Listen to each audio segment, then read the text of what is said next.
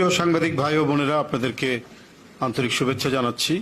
আজকে এই সান্ধ্যকালীন সংবাদ বিবরণীর এই অনুষ্ঠানে আপনারা জানেন, এদেশে যখনই কোনো সংকট, ক্রান্তিকাল, যখনই আমাদের কথা বলার স্বাধীনতা, আমাদের চলাচলের স্বাধীনতা, আমাদের রাষ্ট্রীয় স্বাধীনতা, আমাদের সার্বভৌমত্ব বিপন্ন, তখন এই জাতির পক্ষে, এদেশের স্বাধীনতার পক্ষে, এদেশের গণতন্ত্রের পক্ষে যিনি নির্ভীক কণ্ঠে আপোষহীন ভূমিকা পালন করেছিলেন, সেই নেত্রীর নাম দেশনেত্রী বেগম খালেদা জিয়া। আমাদের এই প্রিয় নেত্রী আজ সরকারি চক্রান্তে, ষড়যন্ত্রে, গভীর নীল নকশায়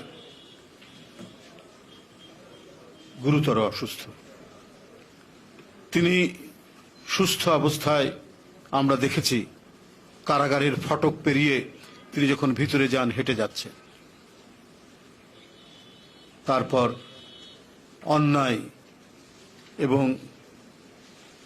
জোরপূর্বক একটি মিথ্যা মামলা দিয়ে, সেই মামলায় সাজা দিয়ে, শুধুমাত্র একজন ব্যক্তির ক্রোধ এবং প্রতিহিংসার শিকার করে তাকে একটি ধূসরিত পুরনো জীর্ণ কারাগারের একটি ভবনে আটকে রাখা হয়েছিল। এর আগে তিনি যখন বাইরে ছিলেন, বিদেশে তার চোখের অপারেশন হয়েছে, নানাবিধ সমস্যা, অসুস্থতা তার ছিল, ডায়াবেটিস ছিল, চোখে অপারেশন হয়েছে, হাঁটুতে সমস্যা ছিল।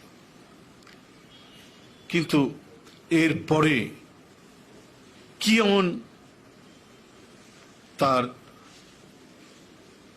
খাওয়াতে অথবা এমন কিছু করা হয়েছে, আজকে তিনি অনেকটা মৃত্যুর সাথে পাঞ্জা লড়ছেন। আমরা ঈদের দিন, পবিত্র ঈদুল আজহার এই কোরবানির দিন রাতে আমরা যখন তার সাথে দেখা করি, অনেকটাই সুস্থ দেখেছিলাম। অসুস্থ ছিলেন শারীরিকভাবে, তিনি যতটুকু চলাচল করার, তিনি চলাচল করতে পারছেন না, তিনি চেয়ারে বসেছিলেন, সেখান থেকে কথা বলছিলেন। কিন্তু তারপরেও মোটামুটি মনে হয়েছিল যে তিনি কমপক্ষে কথাটা বলতে পারছেন, সবাইকে চিনছেন। কিন্তু স্বাভাবিক যে চলাচল, এটা ছিল না। কিন্তু তারপরেও যতটুকু দেখেছিলাম, সেটাতে মোটামুটি তিনি যখন সবাইকে চিনতে পারছেন, কথা বলতে পারছেন, দেখে ওটা ভালো লাগছিল। কিন্তু 2-3 দিন যেতে না যেতেই গতকাল গভীর রাতে তিনি ক্রমাগতভাবে অসুস্থ হয়ে পড়েন এবং রাত 3:15টার সময় তাকে এভারকেয়ার হাসপাতালে, সিসিইউ, সেখানে নিয়ে যাওয়া হয়। চিকিৎসাধীন অবস্থায় তিনি এখনো রয়েছেন।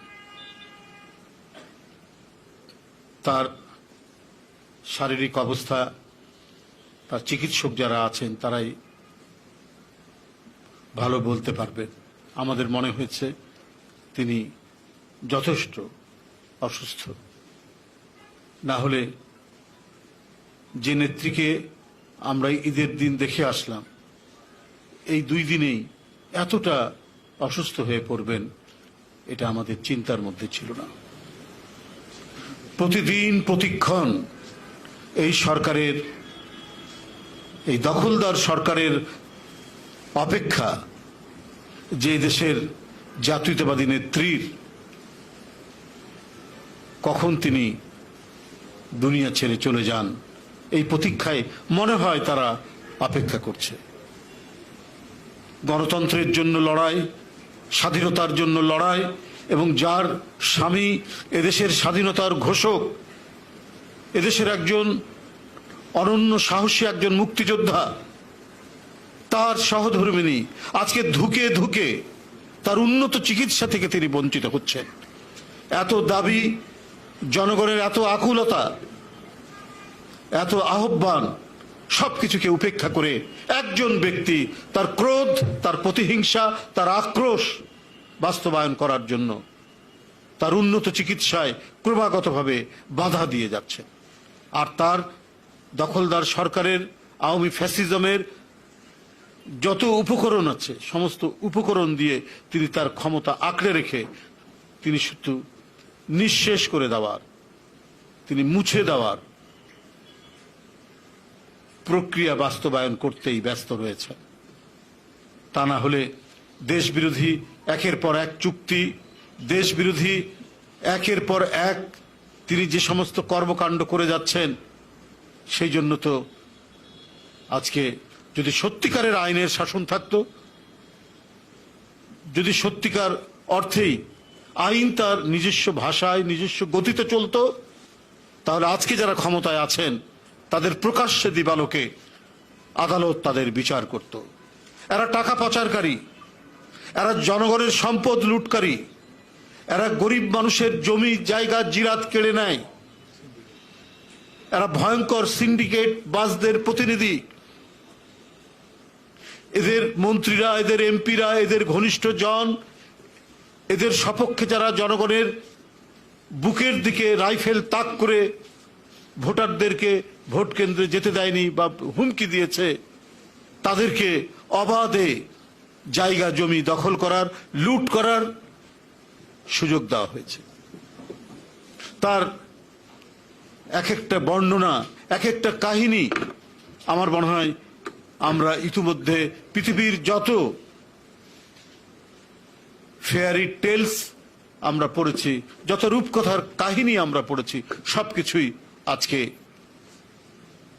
হার মানবে এই সরকারের ঘনিষ্ঠ জনদের মানে কীর্তিকলাপ দেখলে। একজন মন্ত্রীর পিএস, রাজস্ব কর্মকর্তা, তার ছেলের কীর্তি আমরা এই কোরবানি ঈদের সময় দেখলাম, সমস্ত জায়গায় ভাইরাল হয়েছে।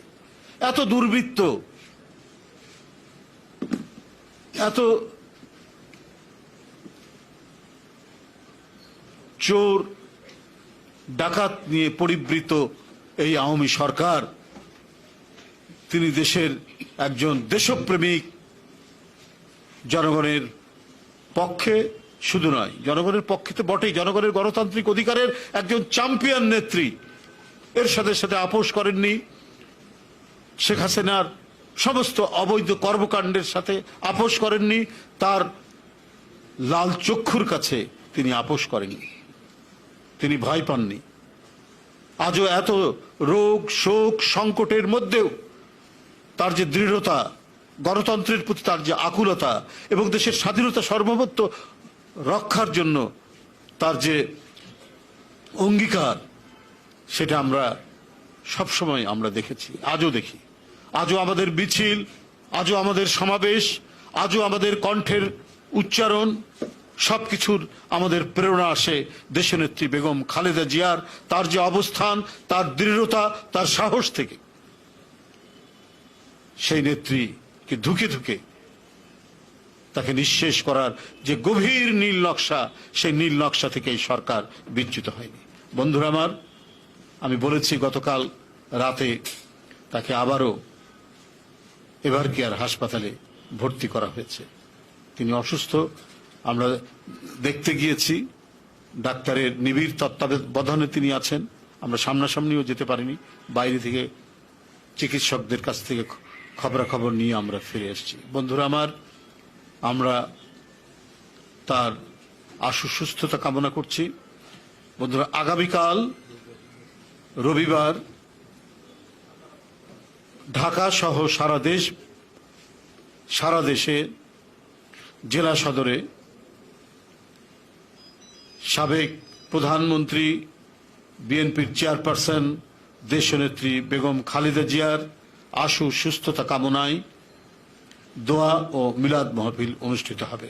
ঢাকায় এই পল্টনে 11:30টার সময়, সকাল 11:30টার সময় এই দোয়া অনুষ্ঠান অনুষ্ঠিত হবে। এই অনুষ্ঠানে দলের সংগ্রামী মহাসচিব সহ জ্যেষ্ঠ নেতৃবৃন্দ সবাই অংশগ্রহণ করবেন। আমি জেলা এবং মহানগরে এই কর্মসূচিটি একই সাথে পালিত হবে। ঢাকা মহানগর সহ সারা দেশের জেলা ও মহানগরে সাবেক প্রধানমন্ত্রী বিএনপি চেয়ারপারসন দেশনেত্রী বেগম খালেদা জিয়ার আশু সুস্থতা কামনায় দোয়া ও মিলাদ মাহফিল কর্মসূচিটি অনুষ্ঠিত হবে। আপনাদের সকলকে ধন্যবাদ। খোদা হাফেজ।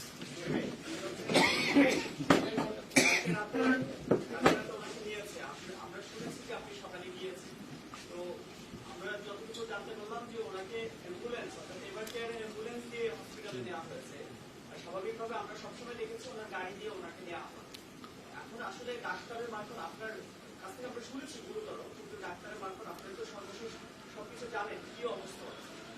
না, আমি মানে এক্সাক্ট মানে মানে কোনটাতে তিনি গুরুতর, মানে উনি যে গুরুতর অসুস্থ সেটা আমরা বুঝতে পারছি, কিন্তু আপনাদের এই বিষয়ে জানতে হলে ওনার যে চিকিৎসক যারা রয়েছেন, ওনাকে সার্বক্ষণিক যারা চিকিৎসা দিচ্ছেন, বিশেষ করে ডাক্তার AZM জাহিদ হোসেন সহ আরো যারা আছেন, আপনারা তাদের কাছে জিজ্ঞেস করলে এক্সাক্ট বিষয়টা আপনারা জানতে পারবেন। আমি এইটুকু জানি এবং এটা জেনেই আমরা আমাদের দলের নেতা কর্মী সবাই আমরা বিষণ্ণ। আমরা আল্লাহর কাছে দোয়া চাইব, সবসময় দোয়া চাইব এবং আগামীকাল আমরা একটা কর্মসূচি ঘোষণা করলাম, নিশ্চয়ই সেই কর্মসূচিতে আপনারা অংশগ্রহণ করবেন। আপনারা দীর্ঘদিন ধরে বলছেন যে উনি সঠিক চিকিৎসা পাচ্ছেন না, বিল নকশা বাস্তবায়ন সরকার চাচ্ছে যে কখন চলে যাবেন, যেটা মানুষের কাম্য নয়, একটা মানুষ চলে যাবে কারোর কাম্য নয়। সেই জায়গাটায় উনি কবে নাগাদ আপনারা এই অবস্থা থেকে পরিত্রাণ পাবেন, ওনাকে উন্নত চিকিৎসা করতে পারবেন? সেটা তো নির্ভর করছে এই দামি সরকারের উপর। আমরা আমাদের কি বলে আমাদের দাবি, আমাদের আহ্বান, আমরা কর্মসূচি করেছি, আমরা সমস্ত কিছু এখনো করে যাচ্ছি। এটা তো আপনাদের তখনই বুঝতে হবে যে সত্যিকার একটা গণতান্ত্রিক সরকার থাকলে এই যে অমানবিক ব্যবহার, তার মানবাধিকার এবং মানবতা যেভাবে হরণ করছেন এই সরকার, সেটা করতে পারতো না যদি ন্যূনতম গণতন্ত্রের চর্চা, আইনের শাসন এবং বিচার বিভাগ যদি আজকে স্বাধীন থাকতো। তা আমরা আরো মানে আপনারা নিশ্চয়ই, আমরা শুরু থেকে ওনাকে যখন অন্যায়ভাবে মামলা দিয়ে, যে মামলা দেওয়া হয়েছে, যে অভিযোগ দেওয়া হয়েছে, যার সাথে তার ন্যূনতম কোনো সম্পর্ক নেই, সেই মামলায় সাজা দিয়ে, এবং এই সাজাটা যে একেবারেই একজন ব্যক্তির ইচ্ছাপ্রসূত সাজা, সেটা তো স্পষ্ট। আপনার লোয়ার কোর্ট 5 বছর দিলেন, হাইকোর্ট 10 বছর করে দিল। তাতেই মনে হয়েছে যে সবকিছু তো উনার নিয়ন্ত্রণে, এবং এটা যে উনার ইচ্ছা পূরণের জন্যই হয়েছে সেটা আজকে সুস্পষ্ট। তো সুতরাং যে ন্যূনতম মানবিক বোধ থাকলে তার যে শারীরিক যে কন্ডিশন, তার যে অবস্থা, এবং তার চিকিৎসকরাও দেশের বরেণ্য চিকিৎসক, খ্যাতনামা চিকিৎসক, বারবার তার যে উন্নত চিকিৎসার জন্য বাইরে যাওয়া দরকার এ বিষয়ে তারা বলেছেন, সুস্পষ্টভাবে বলেছেন। এবং তার যে রোগ নির্ণয় তারা যে করেছেন, সেই রোগের যে জন্য যে বাইরে যেতে হবে, এখানে যে সেই ধরনের চিকিৎসা নেই, সেটাও তারা বলেছেন। এরপরে তো আর বলার কিছু নাই। তবে আমরা আমাদের আহ্বান আমরা অব্যাহত রাখছি, এবং আমরা আবারও আপনাদের সামনে মানে আহ্বান জানাচ্ছি যে সরকার এই মুহূর্তে তার উন্নত চিকিৎসার জন্য ব্যবস্থা গ্রহণ করবে। ধন্যবাদ।